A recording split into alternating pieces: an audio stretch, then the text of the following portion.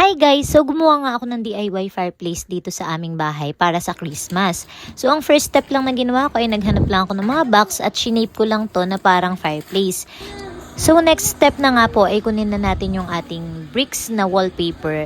So white nga lang yung pinili ko dahil more on white nga yung gusto kong kulay ng aming bahay para mas malinis and mas maluwag siyang tignan. So tuloy-tuloy nga lang po yung pagdidikit natin ng wallpaper hanggang ma-fill natin yung buong fireplace. Next step na nga natin is ididikit na natin yung ating Christmas garland. And then ilalagay na natin ibang decors like yung Christmas socks and other designs niya. So meron din tayong Christmas ball na inilagay and fairy lights para pag umilaw siya, maganda tignan. And then naglagay na nga tayo ng mga stick para mas magmukha siyang totoong fireplace.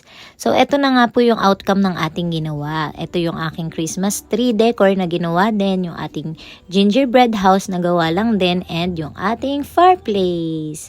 So ayan na nga siya, mukhang nag-iilaw-ilaw talaga na parang may fire.